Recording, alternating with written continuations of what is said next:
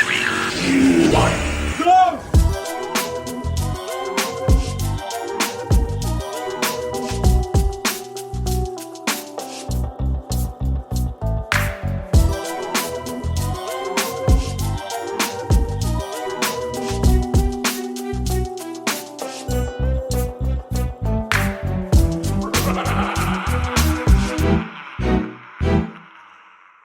Three, two, one, ghost.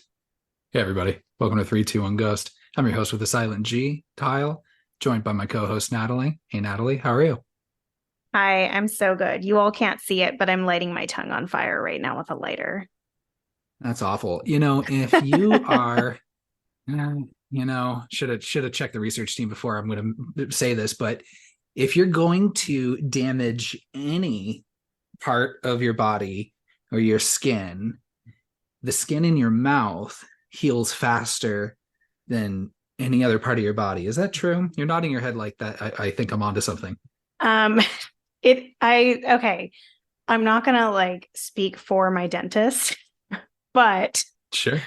when I was asking about, I've had a lot of dental work, and I had this gum, an oral surgery on my gums, and I asked him specifically how the hell your mouth heals when it stays wet, because you're supposed to keep wounds dry. Yeah. And apparently part of the reason why, and the reason why you can fight infection a little bit easier, is because the skin in your mouth heals faster. It does. Heals differently. Yeah. So if anything, lighting your tongue on fire, but I don't know, We don't condone that, though, just for the record. Yeah. I mean, I guess there's more places to do it. So I guess she just heals extra fast. I don't know. Extra fast. That's very fast. See, we're not gifted with the same thing dogs have, or they always say that dogs have clean mouths. That's not true. Dogs. I don't believe that at all. No, they don't. But No. what they do have, because they're always sticking their tongues up their assholes so much, is that they have bacteria that it kills that a lot faster, and it doesn't make them sick. Yeah. So it's just a double bacteria situation. Exactly. So, hey, everybody, we're talking about 2009's Jennifer's Body, starring Megan Fox and Amanda Seyfried and Johnny Simmons and J.K. Simmons. No relation, I don't think, but I didn't look it up. I don't think so. Adam Brody, Amy Sedaris, Chris Pratt. A lot of people in this movie. You just remind me, Lance Henriksen shows up at the end there. There's cameo. It's a fun cast. And of course, directed by Karyn Kusama. Karyn Kusama. Kusama. My apologies. Sorry about that. I had it right back in front of me. It's her second time that we've had one of her movies on here. She did The Invitation. Yes. And dang, so that's and I think I brought up during the Invitation episode, I think she's currently in some capacity, maybe the executive producer on Yellow Jackets. Did you ever watch that? Yeah, you brought that up. I still haven't watched it. Maybe I should, since I love two of her movies. This might be the first movie that we've talked about that has a female director and a female writer. I think so too. This one, rare. Of course, it's slim pickings, y'all. That's the challenge, right? Yeah. Of course, written by Diablo Cody, who this is her first major film after Juno, I think. Yeah, I think they came out. She wrote them in the same year, is what I had read. Yes, that's where I got the writing date from, because Juno came out, I think, in 2007. So she wrote both in the same year, but they didn't come out in the same year. So good on her, because Juno was a success. I'm not a fan, but yeah, that did well. It's been such a long time since I watched it that I don't know, and not that Diablo Cody's responsible for any criticism, for all criticisms I have against that movie, if I even remember any. But I just remember it being well acted and generally well written. Yeah. It's just that of course what we'll run into is just that very Diablo Cody's version of what teenagers sound like. We have very stylized versions that we've seen, especially in teen thrillers like, you know, Yeah. like Kevin Williamson and Scream, right? Where like teenagers talk in a very specific way that I don't know actually exists. Okay, so this is I think this is why I didn't enjoy Juno so much, and this movie doesn't suffer from this for me because I do enjoy it, but anything that takes place in high school that is around the time, like the years surrounding that we were in high school, feels harder to watch because I'm like, that's not what we were saying. That's not what we were doing. But some of this movie, I actually think gets it really right. Like, I think that she does a pretty good job with some scenes. But yeah, it's so hit and miss when you have adults writing teenagers talking. Like, I'm like, did they hang out with some, like, I would hang out with a group of teenagers and just write down some of like what they're saying if I was going to write lines for them, someone half my age. I don't know what to call it. This real just like quirk speak, you know. It's Mm-hmm. kind of interesting. Now, and we'll talk a little bit as we go about where I struggle with it being both very problematic, but then also like pretty representative of shitty teenagers, even circa Mm-hmm. 2009. But Mm-hmm. um, well, I guess let me back up really quick here. This came out probably in, you know, like peak like Megan Fox. Like I think this was like maybe I think even Mm-hmm. the same year as the second Transformers movie. Yeah. It was the one which I think she's only in the first two.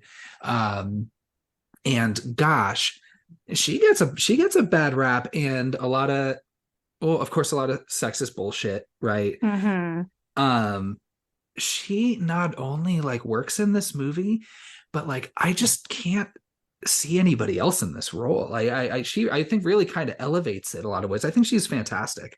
Who else could deliver some of those lines that she has? Like some of the things that she says, one, or like she has to say some of the most terrible things, but also like two, she says really dumb teenagery things and she's selling it to me. Like I believe that she is this girl, like I've met this girl. Like she feels real to me and I absolutely love that and I agree. I think Megan Fox gets a lot of shit and um, I've always liked her. I always thought she was great. I think she's a great actress. I think she's beautiful. I think because she's so beautiful, that's where the sexist like criticisms come from. Like if you didn't look the way you look and you acted the way you act, people wouldn't hire you. But um, whether or not that's true doesn't matter. And I think she does great. Everything I've seen her in, I think she's great in. I don't like those Transformers movies, but she's fine. I those There were a couple Ninja Turtles movies she was in that Oh, were those are the real worst. rough, real rough, but I will give her credit. She's doing the best she can She with that. is, So that is considering the absolutely circumstances. none of that is her fault at all. Yeah. And what is the name of that Netflix thriller movie where she's like left for dead? Um, Mm, we watched that together, right? yeah, it's called Till Death. I loved that movie. I thought that was so fun. We only watched it Yes. once, so I'm maybe saying loved is a strong word, but I thought it was super fun. Yeah. I mean, like, you know, especially, yeah, I don't know. I thought it I'd was put really that fun. on. If She was you're good if in you're that too. bored, you're bored, I'll watch it.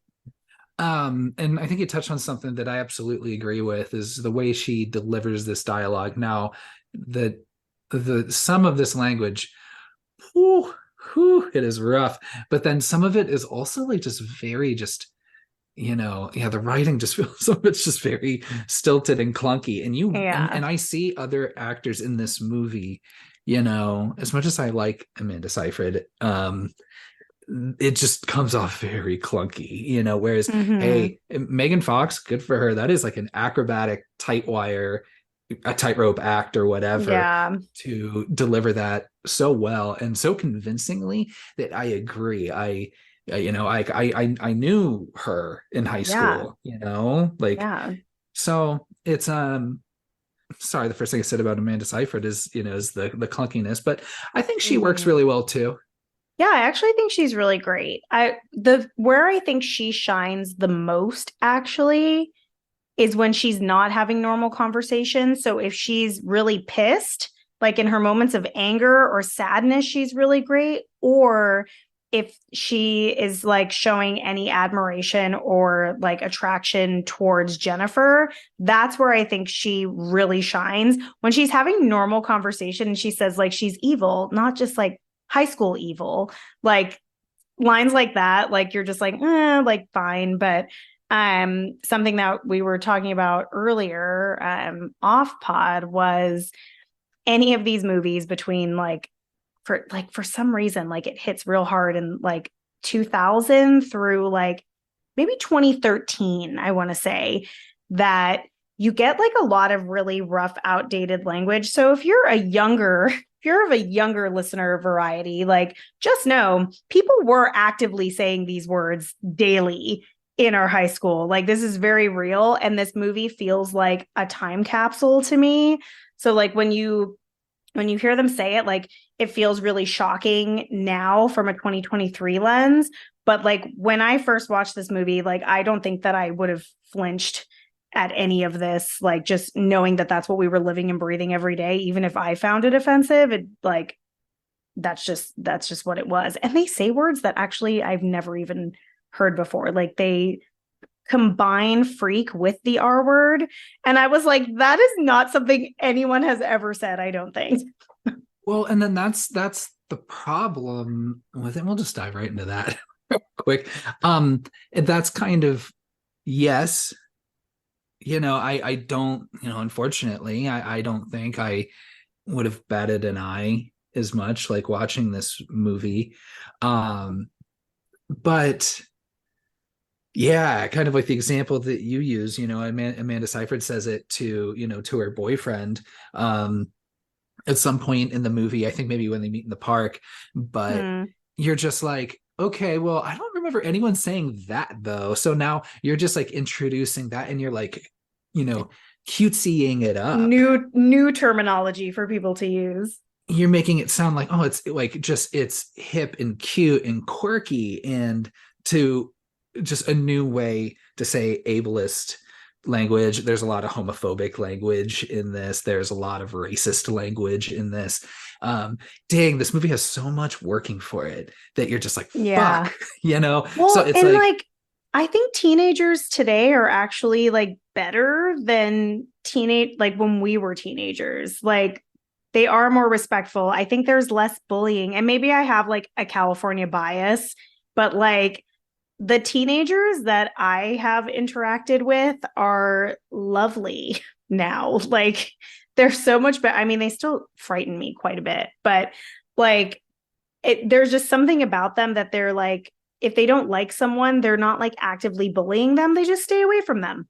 It's just very different behavior, a little bit of a different level of respect. They still hate their parents. That's fine. They still want to go off and fuck. That's fine. Like, it's just this, like I remember in high school, you probably remember this too. Like I remember people asking me, just so everyone knows, my husband was also my high school boyfriend. So cute. Because he hugged his friends, Kyle included, because they like hugged hello and goodbye, people were like, wait, isn't he gay? Literally just because he hugged his friends. Like that's where we were at in 2003, 4, 5. Like, so way different world now. So it was fun watching this movie and just seeing, God, the clothes. Oh, they're so bad. Other than Needy's 80s prom look. But like it is such a bad time for fashion. Yeah, that dress at the end, I was like, was that supposed to be Molly Ringwald's dress from Pretty in Pink? I felt like it's similar, just as like but it's just different enough and obnoxious. Yeah, it's just different enough that it's not a good like callback. I don't know, but I think she looks great. Like I wore an 80s dress, a vintage 80s dress to prom. So there you go. At that time or around that time. I think I wore whatever the cheapest option was at that tux rental place in the mall. Yeah, as you do. I think I remember plenty of times. I think you and I, or no, not you and me, but your husband Joel and I going together and doing that. And then we also, because you'd get the suit, you get to have it like a full day, like after the prom or the Yeah. winter formal or whatever. So we were like, well, hold on, dude, like let's make good use of these. Let's wear these out, just walking to the hometown buffet or I don't know, probably just walking to Yeah, the mall, whatever we were get doing. your fucking money's worth. Absolutely. Absolutely. One interesting thing about this movie is, one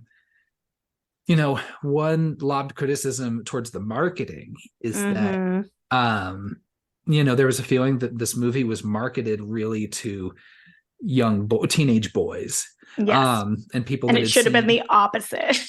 Well, I was going to ask, like, so, they think, this idea that, oh, we should market it to these teen boys that like Megan Fox, because Mm-hmm. as we all know, fans of, geek nerddom online are kind to actresses, and follow, yeah, whatever. And even then with like Transformers, it's like no one's going to see like, oh fuck, now I gotta go see the new Shia LaBeouf movie. They tried, I think, to push him into, I don't know. They tried. But yeah, I was gonna ask, I mean, did you think that was a good idea? Like, I think I agree that they should have marketed it to girls, right? Or at least. So one major flaw. So yes, the marketing was fucked. Like if you watch the trailers, it's literally like just really sexualizing everything, which it is a very sexual movie. So I don't think that that's wrong. It is about a But succubus. yes, it is about a succubus. But I read a couple articles on this, and it is confirmed that the marketing team was all male and they did not watch the film. So they read a synopsis, they saw Megan Fox in it, and they created this marketing campaign. Now, I might be a weird exception for a couple reasons. One, I'm a huge horror fan and have been since I was a kid. So anything that came out that was horror, like I was going to watch it, but it did feel like it was marketed towards boys. And then the second thing being like, I think Megan Fox is super hot. So if there's an opportunity to see her in less clothes, like I also was going to go for that. Like I think she is so incredible to look at. But they should have marketed it towards girls because the movie itself was really misunderstood, and a lot of the like heavier and deeper themes didn't shine through. And even seeing it as a 22-year-old, like I didn't I didn't get it the first time I watched it. I watched it a year later and I liked it more, but watching it now as an adult, I loved it. So I've only seen this movie 3 times, and now like I've grown a greater appreciation for it. But yeah, the marketing was terrible. Like her on the desk and the schoolgirl uniform. They don't even wear uniforms, or maybe she was wearing a denim skirt. She's She's holding an apple though. She is a cheerleader. Oh yeah, They she do is a show that cheerleader very briefly for in the 2 beginning. seconds. For 2 seconds, yeah. Yeah. One thing I think overall, I like their friendship a lot. How believable do you find their friendship to be? I only find their friendship believable because the character of Jennifer, again, she is a girl like that I feel like I've known, and she's this beautiful girl that is deeply insecure, and she has a friend that she feels like she can boss around and step on. So there's that dynamic, which is like, unfortunately, a very toxic female friendship trait that happens a lot. But there's also that dynamic of like, clearly there is more than a friendship here. Like there is, I wouldn't even call it queer coding. Like I feel like it's very out in the open. Like these two have feelings for each other. And I think it's more so coming from on Needy's side.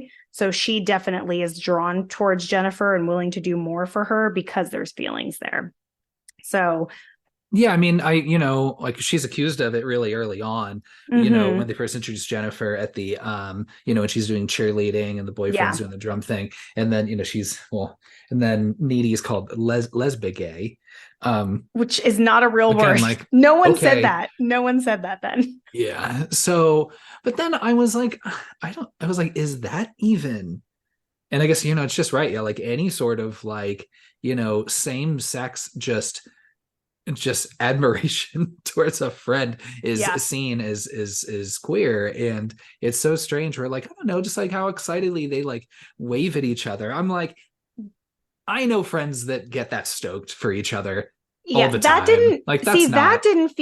that didn't feel queer to me at all, the wave, actually. I think her friend was like using other context, but like for instance, when they're at the bar and they're watching the band and Jennifer grabs Needy's hand and they're holding hands, the way that she looks at her when they're holding hands, like that is a look of like you've had a situation where someone held your hand and like you weren't expecting it, like it like is exciting and like you feel like you're like beaming, like she's Yeah. giving that look of like that is not friendship. I've held hands with friends a million times and I don't beam like that. Like that's a beaming of like a different type of attraction. And I think for Jennifer, I think she uses that to her advantage because she knows it's there, but she does have, those same feelings back, which could just be sexual, could be more, but they even say like she's like, we could play boyfriend girlfriend like we used to when she says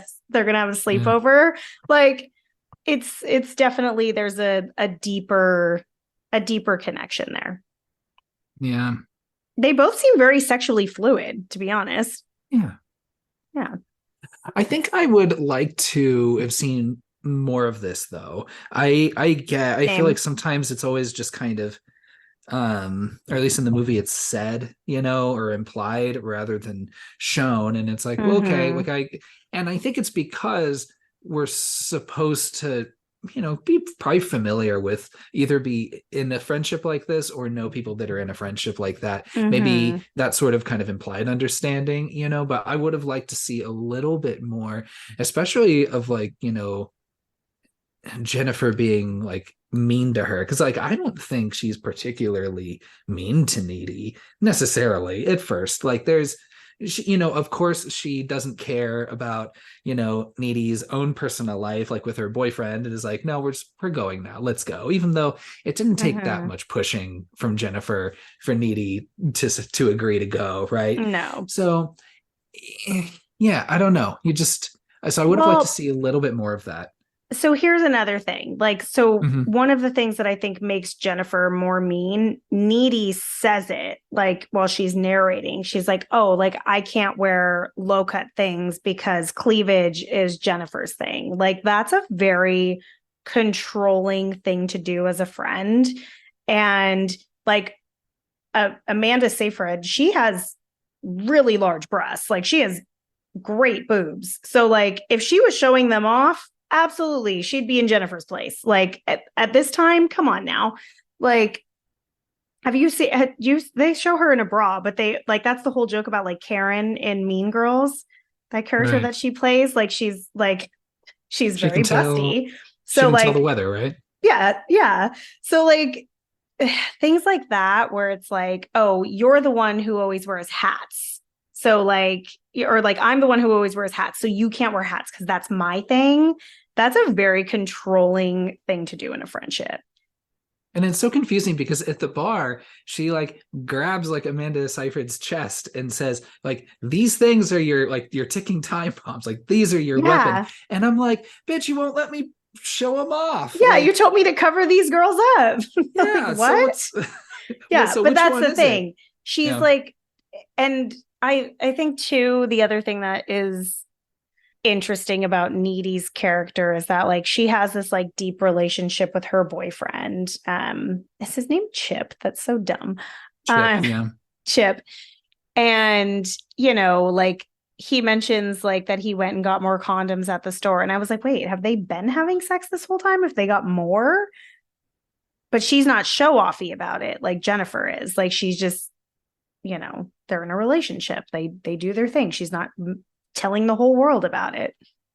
I watched this movie a couple times leading up to this, and one thing that it's been flipping quite a bit back and forth for me is my feelings towards Chip. And I Chip can think go fuck I'm himself. He's my target of the week. really okay. I'm Yeah. curious because my first watch this week, I was like, fuck Chip. But then it's like, I think, Jesus, I'm just like, it's kind of bringing this full circle. It's like when we're talking about how this movie was marketed to boys, like, I don't know if every boy is getting the same sort of like cautionary tale, this, lesson out of this that like I am watching Yeah. this, it's kind of like Barbarian, where there's different versions of dumb little shit-headed boyness, you know what I mean? Now, of course, pretty extreme with Barbarian, and then also in this movie, like, yes, you can also be Adam Brody, and sacrifice someone to Satan, but could do that. there's also just like little just cringe things that Chip does, but then also I'm like, I get back and forth. I'm also in the process, I think, of forgiving myself for a lot of cringy, dumb, stupid shit I definitely said, Yeah. as in high school, and just in my just relationships with people, and oh my God. Well, okay, this is something that's fun about this movie is it flips the high school girl experience onto the boys, because now young boys are being attacked and killed. And usually it's young girls. I mean, it does happen to young boys as well, but like when you leave the house as a teenage girl, your mom or your dad is like, you can't wear that. Like, or you need to bring pepper spray, or who are you going to walk home with? Like, and the boys are experiencing that in this movie. Like, she gives him the pepper spray. Like, that doesn't happen. That is a woman's experience as a teen girl. So like that I thought was really fun, because now like these young men are in danger. They don't know who's doing the attacking. So who knows like how easy or hard it would be to get out of that situation. I thought that was really fun. And I didn't notice that angle until this time, because, I have an 8-year-old boy. He'll eventually be a teenager, and I'm not going to be handing him pepper spray. I'm going to be like, you need to ask for consent. Like, it's not, the conversations are so different. Whereas if I had a teenage girl, then it would be like safety first. So I thought it was fun that they flipped that. And I love the mom, her like interaction with him too was really cute. But I just think this movie is like secretly smart, like about a lot of things, if you actually watch it with the right lens, not the Megan Fox's hot lens, basically.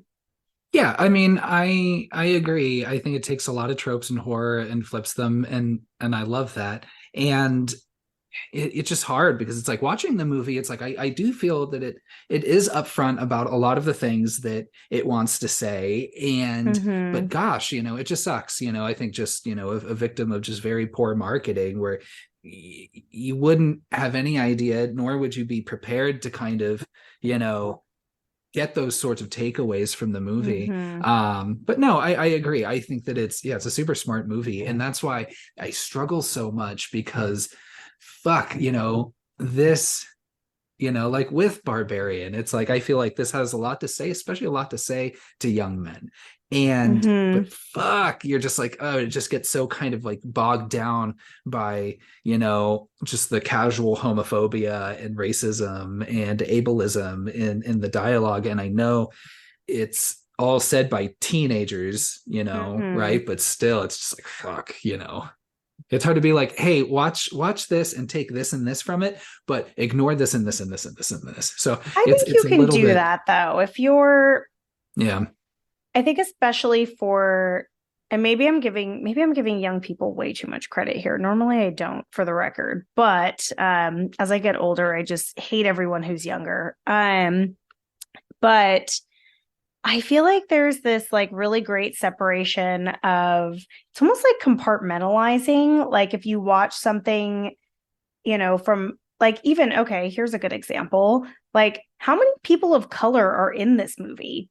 Even there's the foreign exchange student, and then who else? Yep. Some extras.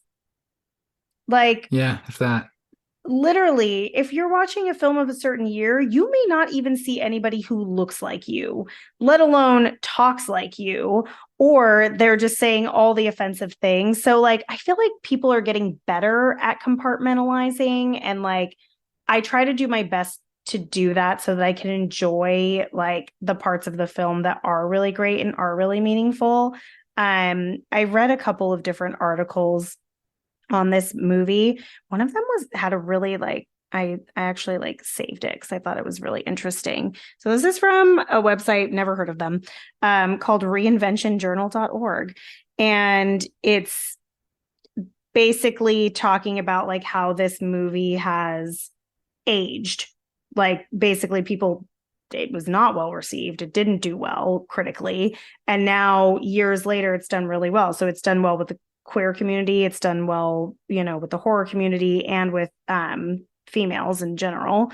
But it gives this nice little snippet about like what it's a metaphor for. And I don't know if Karyn Kusama has verified this, or Cody Diablo, or Diablo Cody. But it says Jennifer's body is not about the horrors of female sexuality, but rather about how it's been horribly abused for the benefit of the male gaze, and how women who have been represented as monsters are actually victims trying to survive the aftermath of their violation.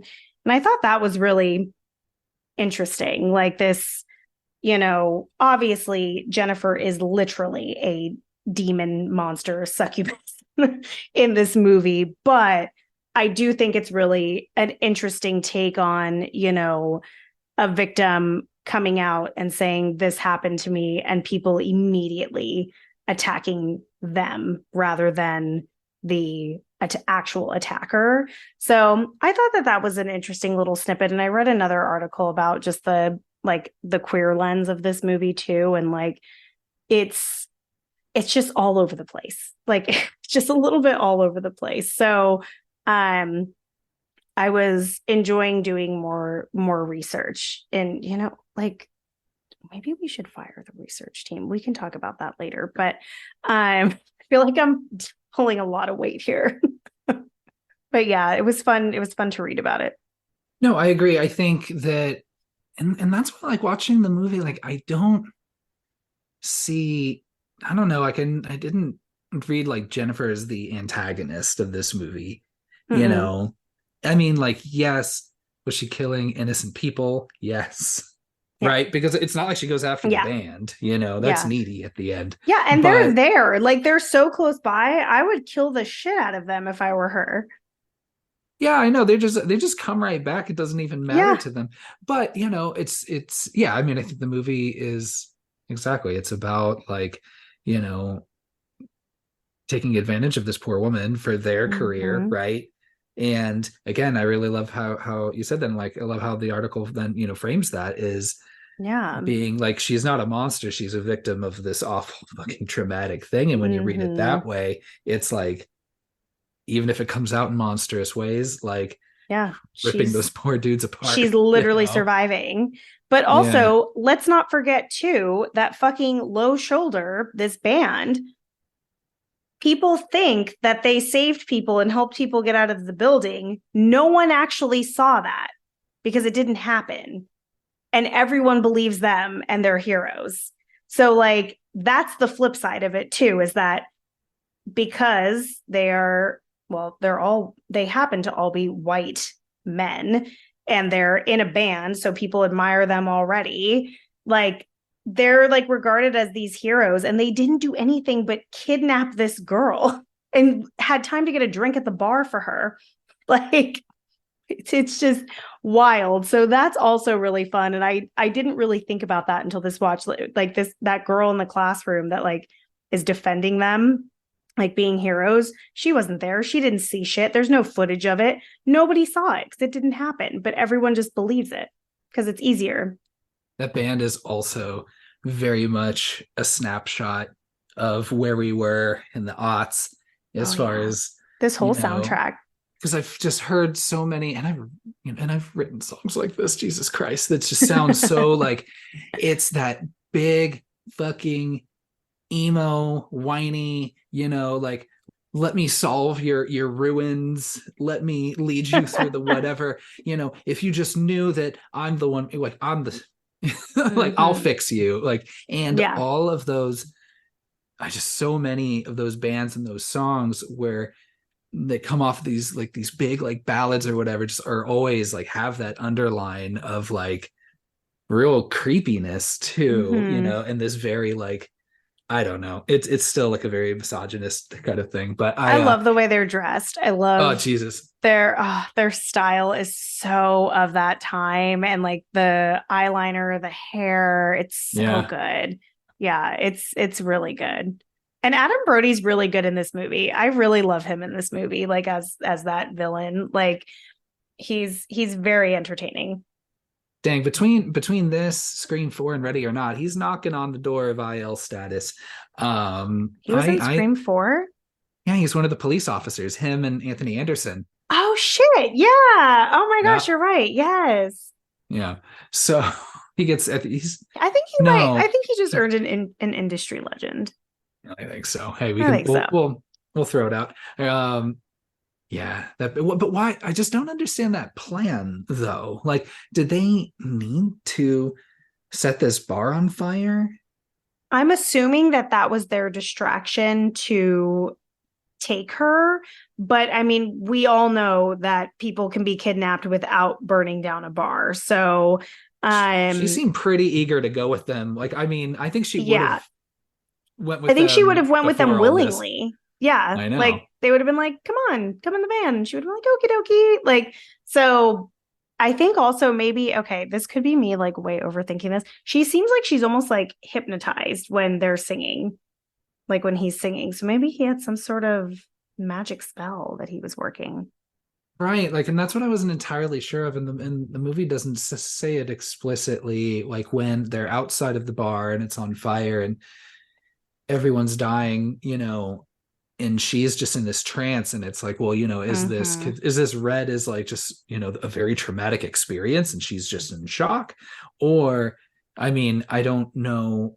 I mean, she bought the drinks, so she wasn't, She wasn't looked necessarily, that she was way. roofied or She something, but like, she looked that way before the bar even started burning down. She looked like she was yeah. in a trance. But then he feeds her like a cocktail. Like he's like, here, drink this, like drink this up. Like my interpretation of that was that that drink was drugged. Like he had it ready for her. I love how just needy, thinking that she's like coming to her friend's defense, when she's like, huffing and puffing, like, I'll go to the pinball machine, and then here's Adam Brody like talking and doesn't understand exactly what it is that he's Yeah. getting at. Is it like, Yeah. oh, I'm finding somebody for the satanic ritual, Yeah. not, Yeah. needy thinking like just someone, oh, I know this type and this and this and this and this. Yeah. And then Needy's just like, well, joke's on you. She is a virgin. Yeah. And thinking that she's like coming to her friend's defense and all of this. And then but I just thought it was interesting where like, I mean, I guess, I don't know. So because even like Megan Fox is saying like pretty openly, just like, oh no, I'm not, or Yeah. like when Needy's talking to her like seconds later, Yeah. Well, I but think she did that because she was thinking they wanted someone who was experienced. Like she was yeah. misreading the situation. And yeah, like they make it very clear that Jennifer is not a virgin. Even like the Chris Pratt's character is a cop that she's sleeping with.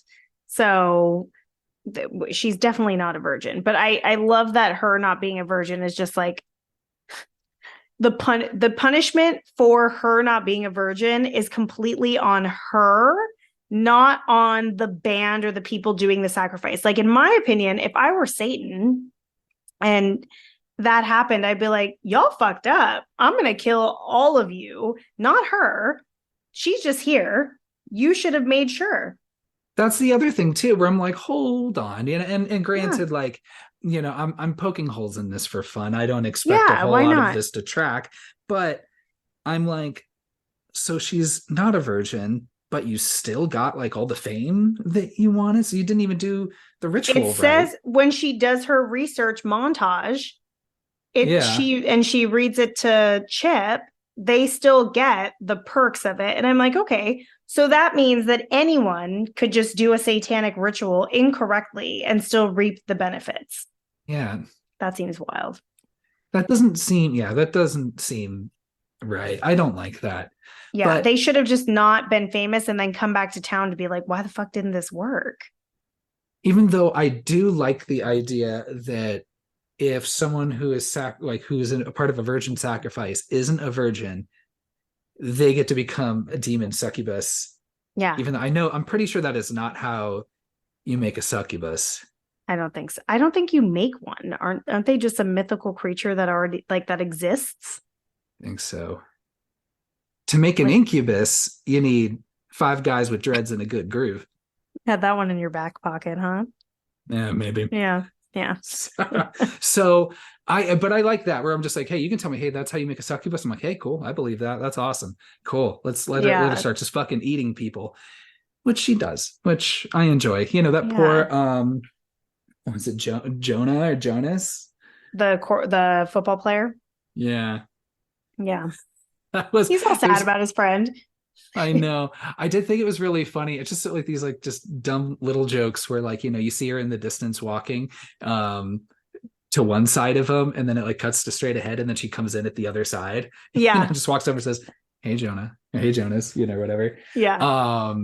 And just I heard his last words, and he just thought it'd be cute that you and me would be together, and this and this and this.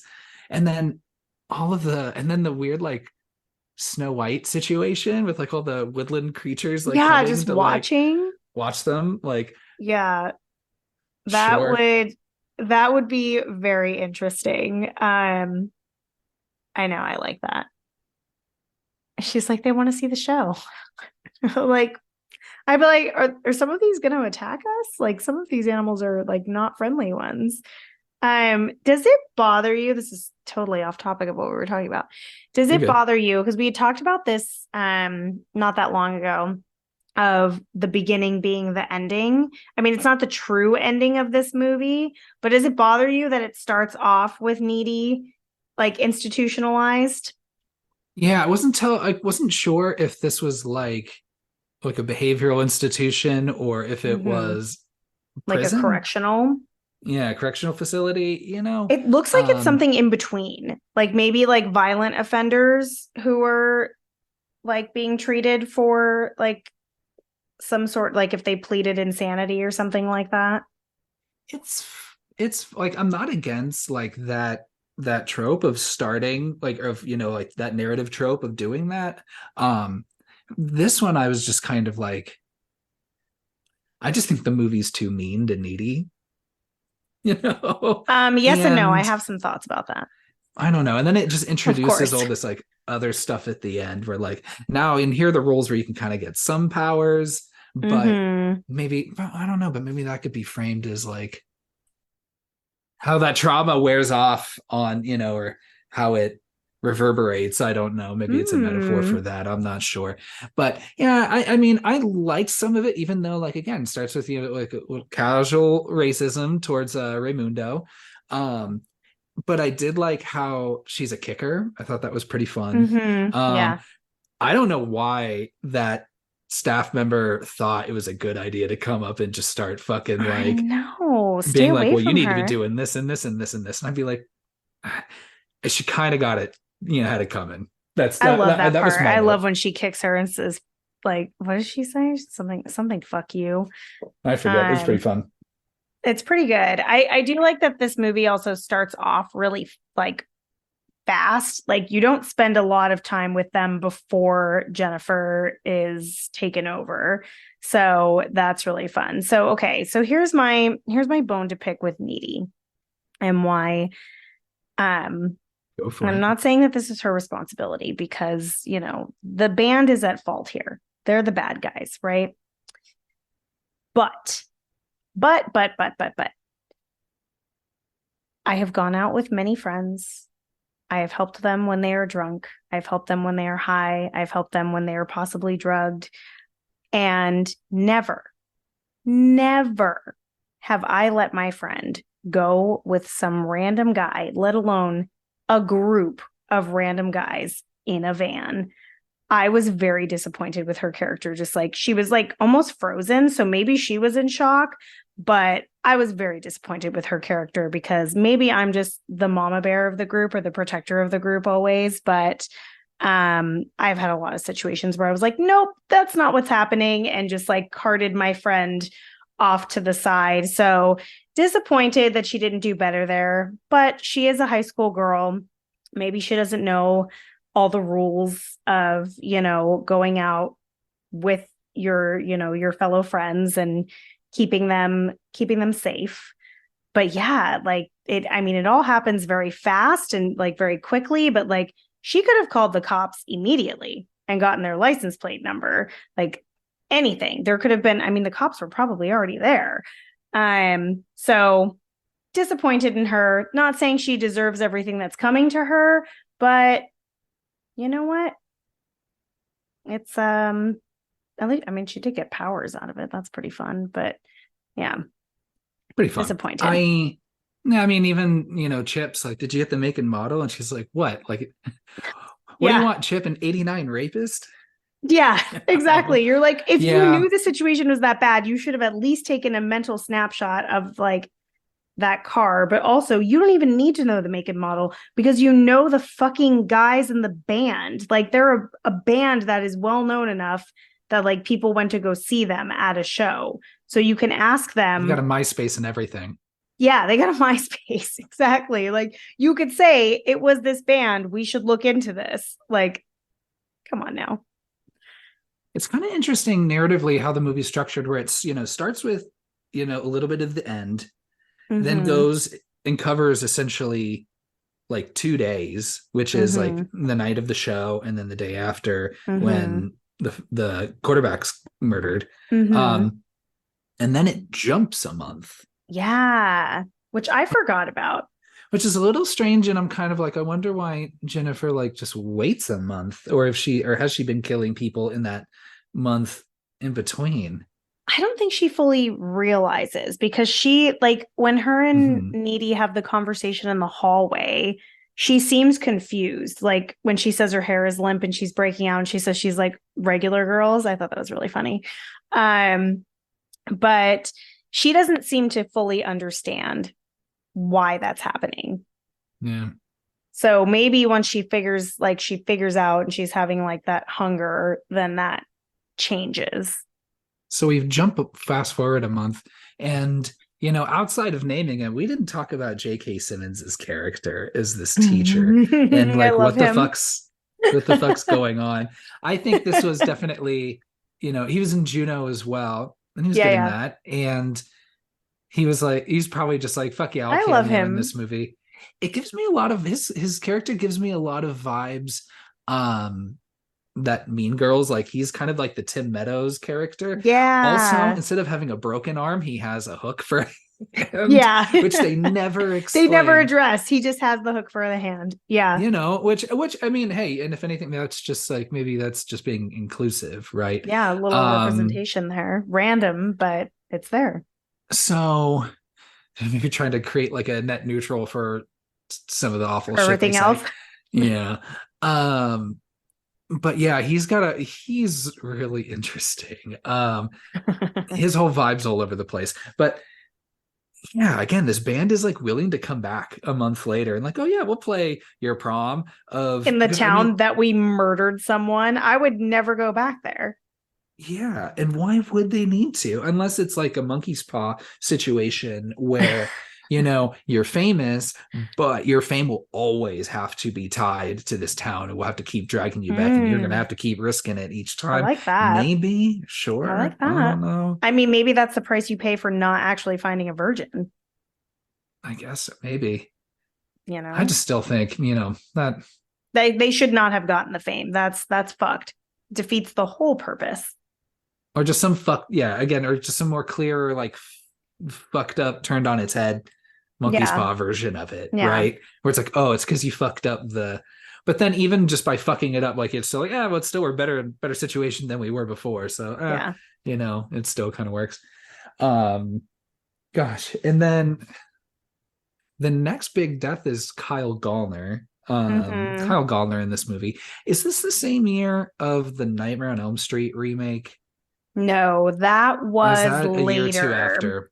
No, I want to say that that like falls into, oh yeah, I guess this was 2009. I want to say that was the early like 2010s. It's so bad. Yeah, that one is really bad. But he's in Did that you one watch too. it? Did you finally watch it? I did, and yeah, Oh, it it is. It's is really bad. 2010. Yeah. Yeah. So he's been popping up in a bunch of these lately. He's a funny guy in this movie. I Um, know. I don't see, okay, maybe this is me, maybe I'm totally off base here, but his character like clearly is supposed to represent like a very like clear group and like clique and style trend, whatever you want to call it, of teenager. That doesn't seem like the type that would like be bold enough to just go up to Jennifer and ask her on a date. Like he'd be asking out the other, like the emo girls, like and the little punk girls and goth girls. Like he wouldn't be like, just like, fuck it. I'm going to go up to the most popular cheerleader in school and just ask her on a date. If anything, he should hate her more because she's a cheerleader. I'm gonna need some black nail polish. I'm gonna need a streak of green through the hair. Mm-hmm. I'm gonna need a tie, a loose tie Yes. that you're The wearing. ties were Yeah. big, everyone. People were just wearing ties, not in a business setting. Yeah. As Avril Lavigne just set that going for it. It Oh, was an fuck. absolute look. It was So bad. brought down from Canada. I hate it so much. We'll tell our grandkids that that's what business casual was. Avril Lavigne. Yes. Yeah, Yes. business casual in the aughts was those low cut jeans, and a tie. So now I'm gonna ask the question to you, Kyle. I'm gonna flip it to you. If you were in Kyle Gallner's position, where you've been invited by this beautiful girl that clearly you're interested in, and she gives her address to her home, and you're driving up to a property that clearly is abandoned, or the construction's not, probably abandoned because there's rats, right? I mean, likely that you're going to get laid, not murdered in this situation. But if you approach this property, would you have just like walked in, even if you saw that light in the window? Like we had cell phones. Like, what would you do? I feel like I've met people in the middle of the night in strange abandoned places in high school before. Oh my So God, I think you're right. So I think I have too. I didn't even think about that. So I'm kind of like, I mean, is it like if you're on the quest for to get sex, fucked? Yeah. you know yeah. Yeah. Teenagers do have to find interesting places to get it done. That's true. Exactly. So Yeah, I'm not. good point. I don't know what Kyle Gallner's home situation is. Yeah. So right. That's a good point. But yeah, he gets Jesus, yeah, he gets destroyed pretty fucked quick. up. Yeah, and it's funny, and it's shown at the same time as Amanda Seyfried or Needy having sex with Chip. Can we talk about their sex scene? Absolutely. Okay, that's great too. I actually think that's one of the most realistic teenage sex scenes I've seen in a movie. Am I wrong? Think about like all the teenager sex we see in these horror movies and how experienced they all look and how they're just bouncing around, tits flowing everywhere, like in tents and wherever. Like this is awkward. And like you hear like the condom like snap back at him and like just all of it. First of all, you need to like really go out of your way to like snap it like that cartoonishly like Come that. on. I think. But it's oh my God, when she's like, blood's dripping from the ceiling on her face, that incredible shot of Megan Fox like sitting like Spider-Man, like just oh my, just staring at her. She looks so good, smiling with that like bloody smile. Looks so fucking good. But then like, she's like, Needy's like, reacts, and then Chip's like, did I hurt you? Am I too big? Yeah. Like this but he's like kind of smirking. He's like, am I too big? And you're just like, oh my God, dude. Like, that's not what's happening. that idea of men where it's just like, oh, it's okay if it means that I have something I can be proud of. Your pain is okay. Yeah. But of course, yeah, just it's that I just thought that whole scene was really funny. And then of It course, is really fun. and then her just and then back to Jennifer just hollowing out just in the insides of Kyle Yeah, Gallner, just just feeding on him. slurping up his blood. Oh my It's gosh. good. Yeah.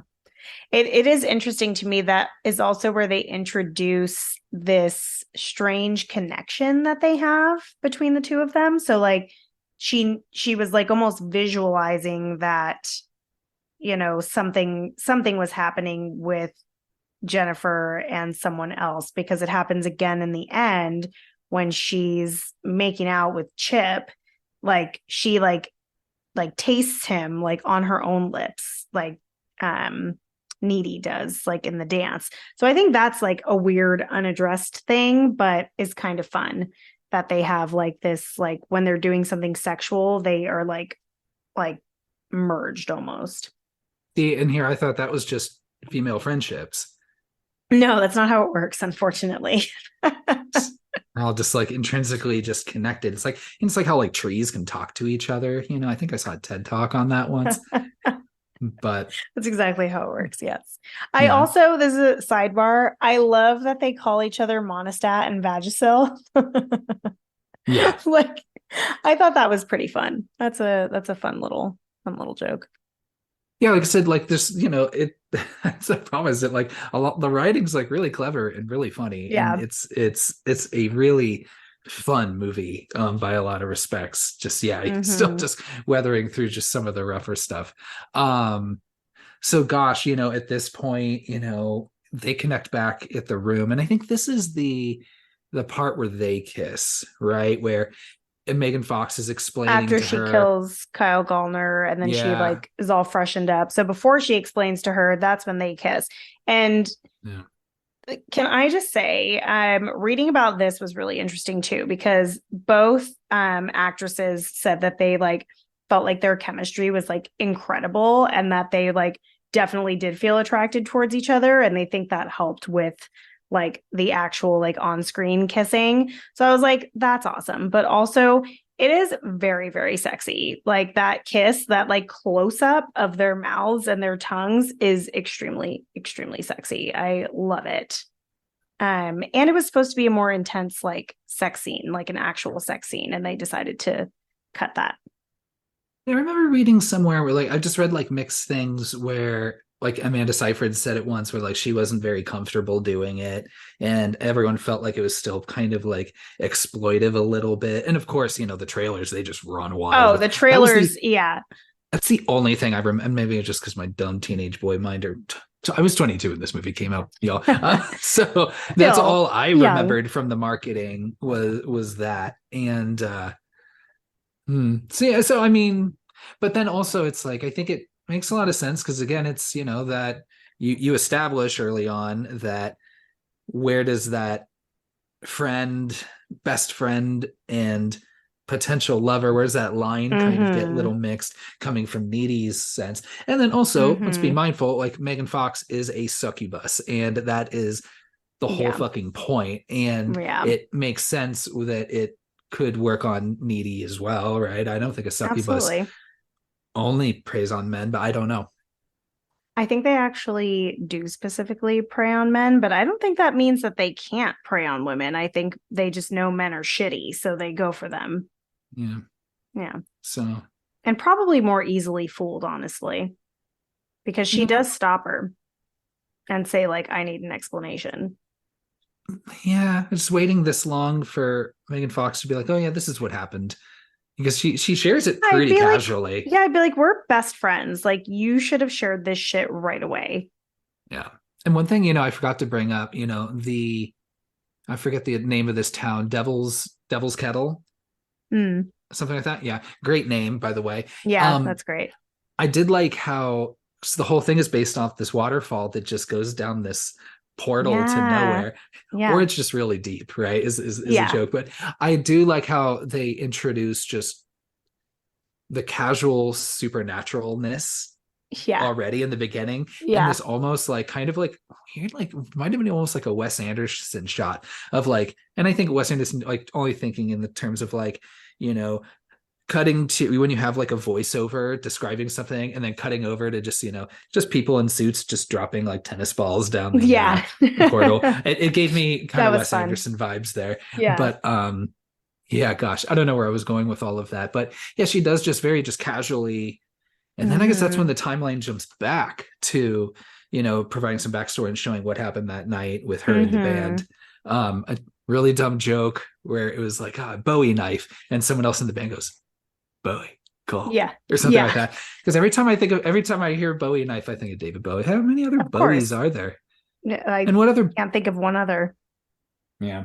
Yeah. I like the way that that scene plays out as like as terrifying as it is for her character, like how casual and like just they're like we need to make this happen. Like one girl is nothing in the grand scheme of things. And you even have the one that says Bowie like about the knife and is like cool. Like he has like doubt like should we be doing this? Like he kind of gives like the most half-ass like pushback just so he can say that he said we shouldn't do this, but still goes along with it, you know, when they're like singing and making a joke out of it.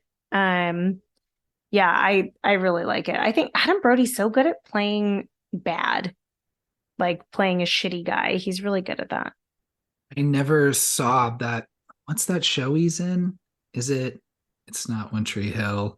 It's some other one. Oh, There's the like memes going OC. around. The OC, right? And Chris Yeah. Pratt was on that too for at least a couple episodes. And then maybe like Veronica Mars too. I get them all mixed up. But I think there's that meme of like him just like being like a very big Death Cab for Cutie fan and just mentioning Death Cab like all the fucking time. That's funny. But I love I think the only thing I saw Adam Brody in for a while was probably Scream 4 and then Ready or Not. And Yeah. then well, and of course, you know, this, but Yeah. Oh, he's also he's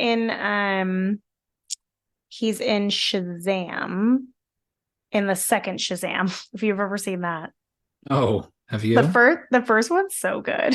The first one Is is it? so fun. I fucking love it. And like I'm not a superhero movies person, but I watched it for the sake of watching something with my son. And I love that movie. The second one is not very good, but Adam Brody's always a delight, honestly. He makes it more fun. I think I saw on a poster that Megan Good is in Shazam too. And I'm just stoked she's still getting work. Yeah. Good for her. She's Yeah, she great. has. Mm-hmm. I think I brought her up during House of Wax. She's not in House of Wax, but Yeah. so of course they don't do it right. So she's alive or well undead, I guess. And Mm-hmm. then poor Amit, right? She's like, Oh does yeah. anyone Does know you anyone know that you're survived? alive? And he's That's just so like fucked. just so like just you know has no idea. He's like, Poor guy. no, I don't think so. Yeah. Just I'm just happy to be alive. Look at me, I'm here. Yeah, because he's in shock. He's like coughing, like clearly he was in that building for a long time. And the low shoulder song, the Through the Trees song that like plays the whole time, like I just love every time it comes on, like Needy's reaction to it. She just fucking hates that song. Yeah. And like they're like singing it at the vigil. Like it's so cheesy, but very feels very real for sure. Well, we're thinking so she gives the backstory. This is when we cut over to again, I love a great library research scene. Yes, a little research montage. I love it. Our library has an occult section. Yeah, it's very small. First time anyone's ever asked that, even though so many libraries have occult sections for some reason, which is great. So Someone always asks down. it in an episode of Buffy. They're like, we That's do great. have a large occult section. The entire library at Sunnydale is it's all occult books. Pretty Like, much. does he? Yeah, like does he? Is there like a YA section? Like, does Giles also have to like, I don't know, Oh, he definitely does. track like I don't know whatever some bullshit that Yeah. high schoolers read? I don't know. And that's really fun. It's his full-time job. Gotta pay the bills. Yeah. What happens when he? Well, never mind. We'll get into our. We'll save that for another day. We'll save that for our Buffy podcast. I was gonna say our Giles podcast. It's only about Giles. just specific. He has a very rich history, so I'd be into that. And a lovely singing voice. Yes, he does. Oh, Anthony Stewart Head. Yeah. Yes. So, um, Where were we? so Research she does the montage. research, finds out like, okay, here's what we know about succubuses, succubi, whatever, what have you. She's going to Chip. Chip, believe her when she says that shit's going down. He is still being like, that's why I'm just like, Chip, like there's some little minor, dumb little grievances where, at the beginning of the movie, when she's like getting dressed, going to the show, he's like being judgy about how she looks and shit. And then he gets all being like, he is lime green jello, by the way. Like Megan Fox is absolutely fucking right. And then like towards like here at the end, like to now, he's still fucking not believing her, being like, you need to get help, this and this and this. So she's like, all right, fine, we're fucking over then. I'm breaking up with you, but really to protect him a little bit too. But It's definitely obviously to that didn't protect work. him. It's definitely to protect him. But I think the thing for me is like clearly they genuinely care about each other and they love each other. Like they've got feelings there. Now, whether it were a friend, family member, or someone who I like romantically love, like my husband, if they just started saying outrageous, over the top things out of nowhere and it always been completely normal, I would definitely, before I just said like, oh, that's not true, you're crazy, like get your shit together, I would definitely like be like, why don't you tell me more? Why don't we try to investigate this a little bit and be supportive? And then if it's true, I was supportive the whole time and I did the right thing. And if it's not true, I then can get you help. Like either way, it's a win-win in my mind, right? And he's all focused on like about the corsage. That shit was $12. It I wasn't love that working. line. That feels very true to high school. He's like, it was $12. Also, corsages even then were not $12. They're fucking tripping. Not the ones Yeah. I was buying, at least. They were fucking expensive. Dang, you're buying your own corsages? Uh-oh. Did you just Yeah. fucking out Joel? God damn. Wait, maybe he did buy the corsage. I don't know. I don't Mm-mm. remember. I don't even remember how any of that shit worked. Why are we wearing flowers? Because it was nice and it felt nice. I like wearing a boutonniere. Oh, of course. See, I think I I bought my own boutonniere though, because so they would like think you're match. I supposed don't to, know. yeah. Yeah, Yeah. I think so. Which Yeah. is, You're supposed to buy both, yeah. yeah. Woe is men, for what we have, the $12 we have what to what spend. what society puts you through. The interesting thing about this last act is it's weird to have, I mean, like it's very common for a high school movie to end at a dance, but Mm-hmm. like nothing happens at the dance. Like she goes like, No, the dance is totally safe and fine. They should have just gone to the dance. should have just gone to the dance. And then there's also this Keep your weird, eyes on your man, girl. Keep your eyes on your man. that's why Always. I was like, I know breaking up with him was the best. Yeah. But He's still a target no matter what at that point. I'm watching, I'm having it play on the background, but it's that scene between Chip and his mom where Mm. she's giving him the pepper spray and Yeah, she's yeah. like, there's some sicko who likes boys out there. Yeah, And exactly. she's like, don't worry, mom, I have this, and don't worry, and this is where I'm gonna be. And Mm-hmm. just kind of interesting again, just kind of like the gender swap of that conversation. And what was this pool out in the middle of, was it Okay, like a don't golf course or something? don't even try to skip ahead of Chip being shitty. We need to talk about Chip being shitty before we get to this pool. Yeah, let Now, it out, go for it. okay, here's the thing with Chip.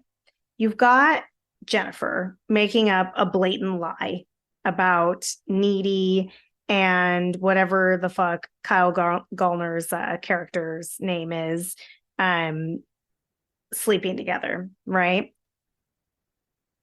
And again, like I'm gonna give you this option, and I want you to be honest. Like, think about if you were a teenager. If you had that information, like you found out that your girlfriend was sleeping with someone else on the regular, would that then prompt you to make out and possibly have sex with her best friend then? Like, I'd just be like, thanks for sharing that information. I'm pretty upset. Like, this isn't a revenge situation for me. Yeah, I think so. Teenage boys too do stupid shit. Yeah. and she is a demon succubus. So I would hope that she's given a little bit of a mystical, pressure on him a little bit. But Maybe. I didn't think of it from that angle. yeah, but I can't say an immediate hard. You're like, I can't give a hard no to that. I don't know. I It can't. just feels very forced. Yes, I agree. Now, would I do Yeah. that in that situation? Likely not. Yeah. But And look where it got him. In a creepy yeah, pool. Would you want to be in there? between this, I guess really I'm only thinking of like this and The Faculty. It Follows years later. And then also, I guess what was supposed to be the original scene of Idle Hands. What's up with every high school horror movie ending at a pool? I know. Weird. And they're always indoor pools too. I think I feel like the one at our high school was outdoors because Southern California. Have you ever been to the pool at our high school? Do you know where it is? Mm-hmm. Oh, really? Oh, geez. Yeah, I know where it is. I was just saying, it's an outdoor pool. Have you been in that pool before?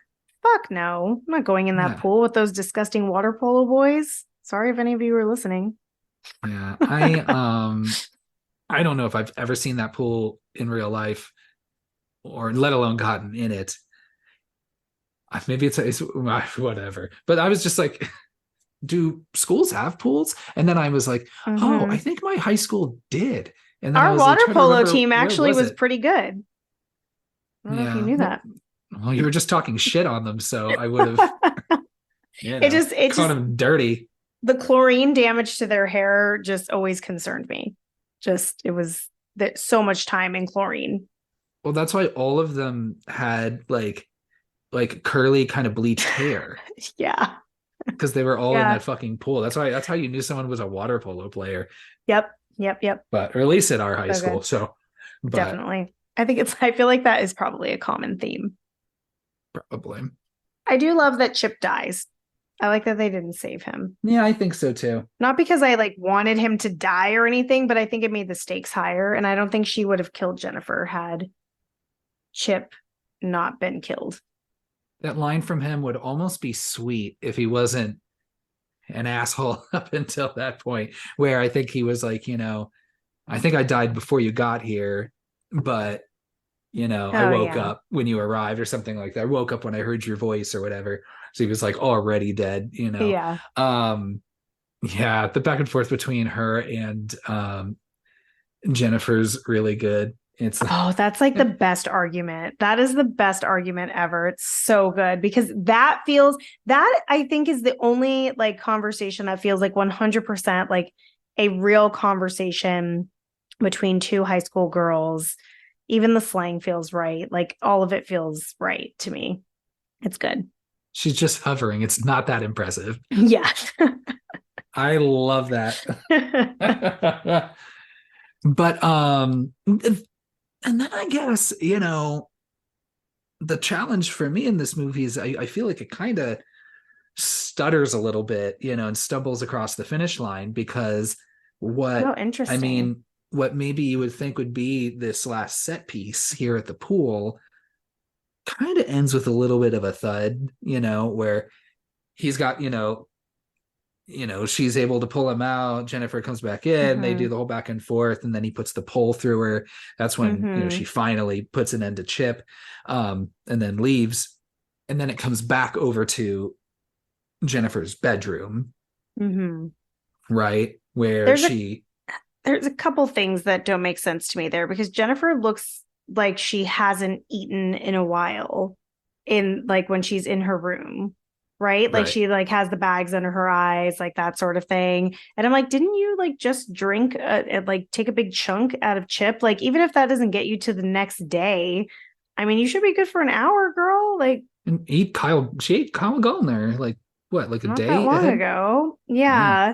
I like the transition of you have that big set piece, you see Needy lose Chip and just go into full rage mode. So it's almost like what turns her into the person you see in the beginning of the movie is his death and that ultimate betrayal.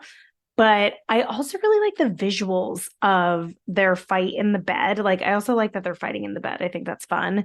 But when she like lifts her up and like the fall that they both have, so you see like Jennifer falling and then she like, Needy falls like on top of her and stabs her. I think that's super fun. I also love that she says, I think my favorite line is she says, "Do you get all your murder weapons from the hardware store? God, you're butch." I love that line so much. I think it's so good. But I really like that. I like that she murders her and then the mom like walks in. Like, that's all really fun to me. I really liked the ending of this movie this go around. Well, and it's also just kind of funny where like, when the mom comes in, I forget that I'm like, these are just two like teenage girls. And Yeah, Jennifer probably still has a mom, but I'm like, I don't know how often I we haven't seen saw her. Jennifer's family. And like, you're Mm-mm. like, oh yeah, huh, I bet she probably has this family Yeah. too that we just didn't even think about. And then Needy certainly wasn't thinking about when she goes into her Mm-hmm. room and kills her, Yeah. But so it's pretty I don't know. Maybe I think I was expecting, yeah, like maybe like a bigger set piece, Yeah. But I think That's fair. maybe there is something to that, that of course intimate in the bed kill, Mm-hmm. Mm-hmm. right? She And that's how penetrates she her in the ultimately, bed, right? literally. Like, that's Yeah. kind of fun. Um, yeah, and then I like they show her getting bit and then reveal that she has the powers, like she's floating. Like, that's all super fun.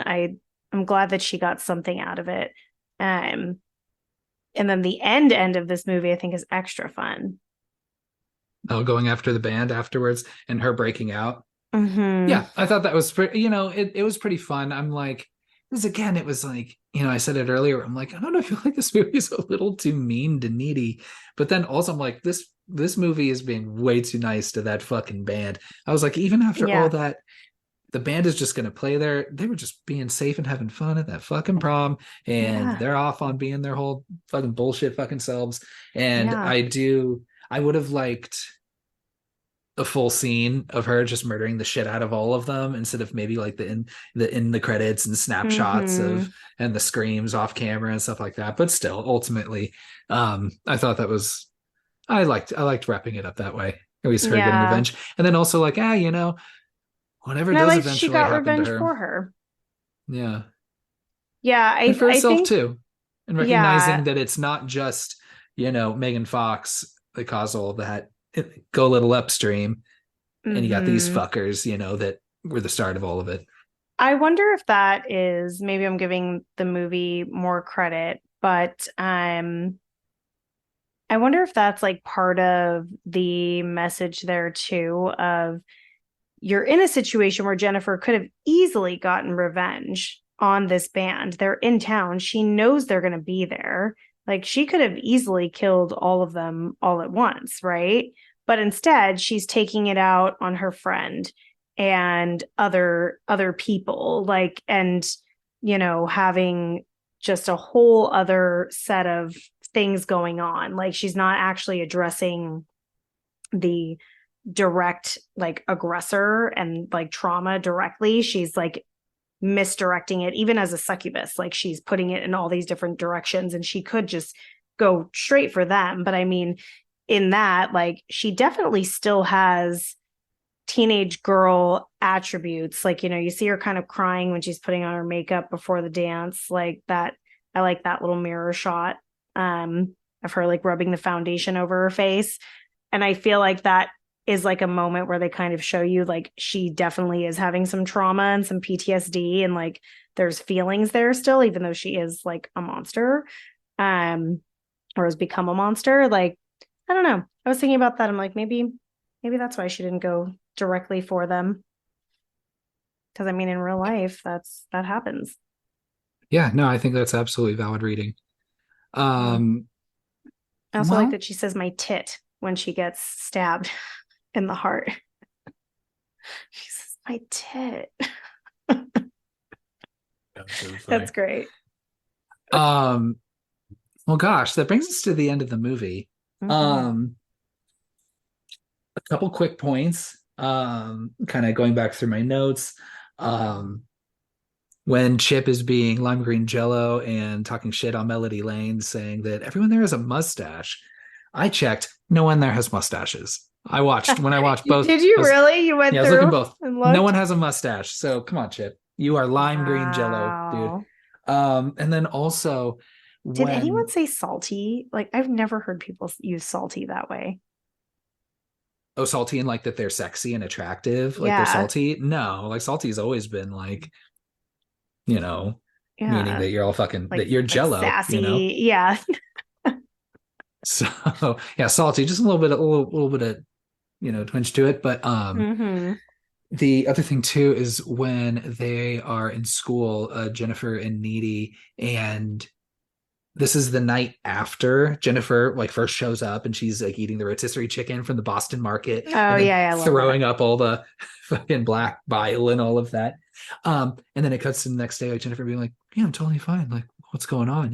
And then of course, then it cuts to that like, oh, just almost like harrowing scene of Needy just sobbing, crying as she's I just cleaning know, that's all so of it up. terrible. And then it cuts to another shot of her in the kitchen just sobbing, crying, just like over like, and then you see like a Swiffer jet, just leaning over there. I just thought That's that pretty was so good. funny, just Yeah. crying over a Swiffer jet. But yeah, I before we get into boo scores, of course, you know, I've got a couple teen choice awards we can bring up. I want to hear some taglines. Do we have any? I thought that this one would be like heavy on the taglines because like there's so many different ways you could go. I could only find one. Like I Hmm. searched high and low. I could only find one, and you're probably familiar with it. She's evil, and not just high school evil. That's the only one. I Yeah, feel it's a like they good could have done line. so many fun puns. Like, I don't know, maybe yeah, I can't come up with any off the top of my head. So they were too busy just showing her swimming naked in the lake on the trailers. They were like, we don't need taglines. That's the tagline. Yeah. Yeah. Um, All right. this Get into your teen choice awards, your new obsession. I know. It's only if they come up they'll if they're there. But so you have choice movie actress for horror and thriller. She won. Now, let's be Hmm. fair. Now, I think she absolutely deserved it. It was a weak year because you've got Adrena Partridge for Sorority Row, the remake. Hmm. You've got Katie Cassidy from Nightmare on Elm Street, not the other woman that's the lead. Because the movie, honestly, it should have been Katie Cassidy. Like everything about Yeah. her is the most interesting part of the movie, and then she dies, and you're like, why am I even watching this? Yeah, Rooney Mara. And then Rumor Willis for Sorority Row as well. I just don't remember Oh that yeah, remake of Sorority Row. I don't remember it Um, well. Michelle Williams for Shutter Island was also nominated. Oh, Shutter Island was fine. It's just one of those movies where it's like, again, just with the it's a the marketing thriller. of that movie, where it's like, oh, it's about this guy investigating an insane asylum, and it's a twist you'll never see coming. I'm like, what? Is he an inmate or something, or is he? Yeah, And yeah. then, yep, sorry, all spoiled Spoilers for Shutter Shutter Island. I'm Island. like, I've seen an episode of Twilight Zone, dude. I Exactly. the Yeah, fuck, it's not a surprise at all. It was just and then I forget who else was nominated for this movie. I think it was like, oh, Adam Brody was nominated for choice actor, Hmm. but lost to Leonardo DiCaprio. For Shutter Island. Yeah. Yeah. Also Micah Sloat for Paranormal Activity and Jackie Earl Haley for Hmm. Nightmare on Elm Street. And Those then are fair. Penn Badgley for The Stepfather. Do you remember The Stepfather? For Or that barely? year, I don't think I watched the remake because that was a remake, right? Yeah. So there's the older ones, which I saw a really long time ago.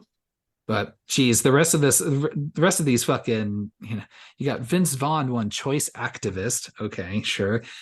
You've got Choice American Idol alum. So now we're at the point where Oh there's a God. specific category for American Idol alumni. And David Archuleta beat Kelly Clarkson, Chris Daughtry, Jennifer Hudson, and Carrie Underwood. Get the fuck out of here. Actually, I don't know much Um, about David Archuleta, yeah, but but we know the other ones are still wildly famous now. Like And what's Yeah, he even doing? Daughtry's got that dumb band. But the rest of that, the Yeah. winners are all like, it doesn't even matter what the category is. They figured out a way to give it to either Robert Pattinson or Taylor Lautner. That's also where we were Mm, right now. Especially, and that's why, again, why that's didn't they Twilight time. market this to the Twilight crowd? Yeah. I feel like it, other than, like I get, maybe this movie's a little too smart. I don't know. But I just feel like, I don't know. It all just would have been I feel like that Venn diagram, I'm sure there's a lot of It's overlap now between also, people that like Twilight and this movie, maybe, but I don't know. and this movie is meant to be a horror comedy too, which as you're watching it, like, because, like, I mean, the underlying theme is like pretty heavy. So it's kind of hard to remember that it's supposed to be a horror comedy. And I think a lot of the things that they think are funny are not the funniest parts of the movie, if that makes sense. Like, some of the terminology that they use, like, I'm like, oh no, that's not what's funny about this. Um, so yeah, it is a horror comedy and it feels very like campy in a time where I don't think that camp was really happening. Like when I think about like campy horror, like it's before and after. Like I can't think of anything else that wasn't super serious at Yeah. this time, which is Hmm. fine. Those are good too. Yeah. So, but yeah, geez, choice celebrity Smile, and choice hottie both went to Taylor Lautner. The choice celebrity or choice comedian, ugh, that's all. Oh boy, Helen DeGeneres, Aziz Ansari, George Lopez. Oh boy, choice celebrity Smile. There were only two. I know people don't care when I talk about this, but I I hope just, they again, do.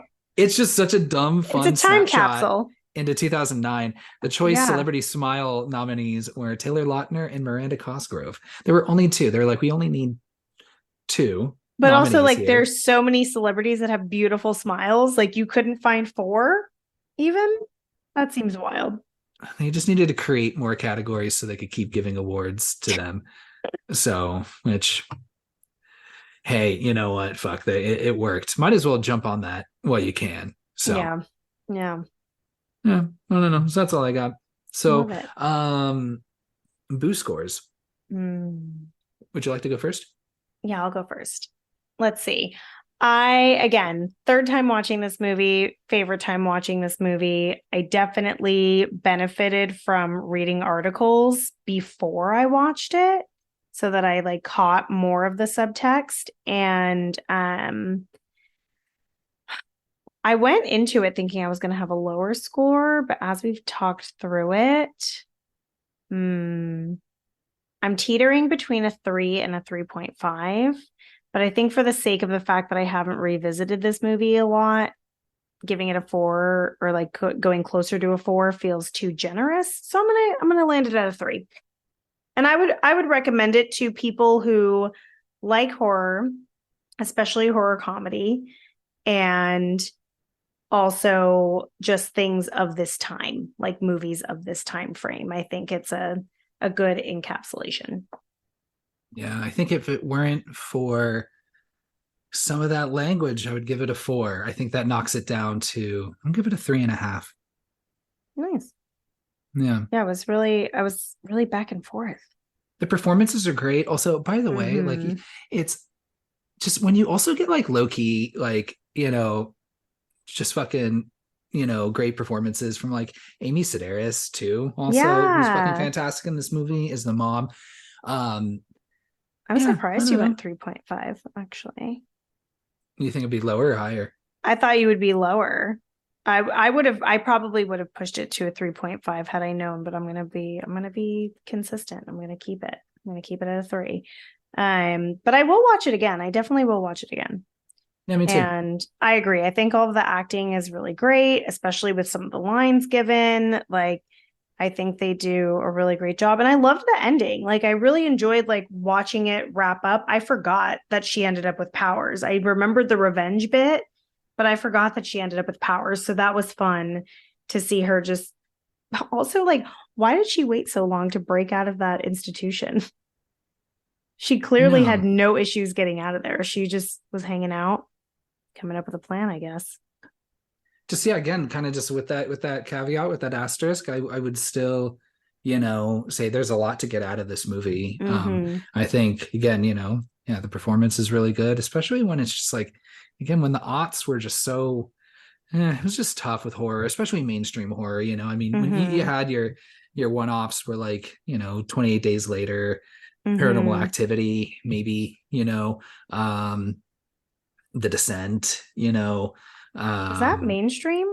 Let the Right One. I guess not. But I'm thinking like that there are good examples of horror movies in the aughts Yeah. that Yeah. are good, I think there's a but lot of them. this one got a lot of hype, and I think also got a lot of backlash. I think sometimes those two can kind of come together a bit. Mm-hmm. Um, but when I just think of like, just best actresses in horror movies or best roles in horror movies in that decade, I don't know. I think I would put Megan Fox like kind of in my top five for this movie. I think she She's carries great. it. You kind of like we said, if anyone's selling this dialogue in this movie the best, it's her. Mm-hmm. Um and yeah, and just like, yeah, the whole vibe. I just, and of course me, I'm always going to be more sympathetic to a horror comedy. So Always. Yeah. yeah, I It's don't know. always fun. Yeah. And I feel like there's always like tiny little things I'll pick up each time I watch it. So yeah, it's Mm-hmm. got a lot of rewatchability too. So I'll stick with that 3.5. Yeah. And she was 23 at the time of this movie. Not too Good far for her. from, Now yeah. she's like living her best life with who's that? Machine Gun Kelly. I don't even know what his music sounds like, but he just looks like someone I would never want to meet ever. Ever. He looks terrible. She, on the other hand, though, wow, stunning still. She's and so fashionable too. She always is like pristine. Okay, this is an interesting thing and very of the time. She wanted to like one look more like a high schooler and two um like be very thin for this movie. She got her weight down to 97 pounds for this movie. Like you'll notice she's very thin, but I'm like, I wonder how tall she is. That doesn't sound healthy. No, I mean, I am not that weight and I'm 5 foot even. I doubt she is shorter than me. So let's see. Okay, she's 5'4". So 5'4" at 97 pounds that is very thin. That's very thin. But to be fair, that's how much I weighed when I was 16 at Dang. at 5 foot. Yeah. So, Well, but she looked like a 16-year-old because of that. Like her body is very, very thin. But yeah, she also stayed out of the sun for like 6 months so that she could be extra pale. To which I was like, has she ever been tanner? I was like, she is usually very fair. I don't yeah, I know. mean, yeah, I I'm think sorry. so. If It's you funny watch when her, somebody who's already like a fairer skin stays out of the sun to be paler. That to me is hilarious because like I have a natural tan. And so when I'm staying out of the sun, I look sickly. Like, but that's just wild to me. I mean, I think I remember her looking more bronzy in the Transformers movies, but I don't know how much Mm, of that is it's like makeup. the Michael Bay filter and the makeup, and Yeah. everything looked just kind of, yeah, just kind of, I don't know. In those movies, they're really awful movies, those Transformers ones. I've only seen Yeah. 1.5. I walked out of the second one. I was like, ah, I'm good. But I was never a big Transformers fan to begin with, so it's not No, even me like, either. Me either. Yeah. So it wasn't like this like nostalgia thing. Yeah. yeah. So, hey, All right. well, gosh, anything else you want to say before we wrap up? No, that was it. I shared all my fun facts and tidbits. I really enjoyed watching this movie. I'm glad that we covered it, and I'm glad that we checked the box of female director, female writer. We'll have to see if we can find more of that duo situation. Yeah, hell yeah. All right, everybody. Thanks for hanging out. We appreciate you as always. Next week, what do we got? A reanimator? Yeah, more Yeah, Jeffrey hell yeah. Combs. And I have been watching just random ass movies over the last couple weeks. I always forget just how many movies Barbara Crampton's in. So She's in so many things. Did you watch Suitable Flesh? no, not yet, but it's on my queue She's and in she's on that. that too. But we were Yeah. watching that 2011 movie You're Next. Do you remember that one? Yeah, she's the mom. Yeah. So I fucking, love You're well, Next. spoiler alert, we're gonna throw out some aisles next week. So take care, everybody. We appreciate you. 3, 2, 1, ghost.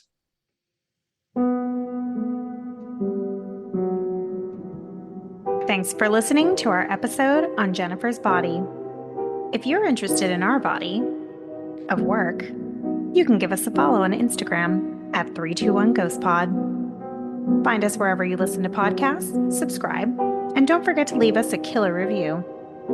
You can shoot us an email to 321ghostpod@gmail.com to share any thoughts, comments, questions, or suggest a movie you'd like to hear us chat about. Next Tuesday, we'll be bringing you back to life with our episode on Reanimator. Thanks again for listening, and remember, Jennifer isn't the villain in this movie. Those fucking low-rise jeans are. 3, 2, 1, ghost.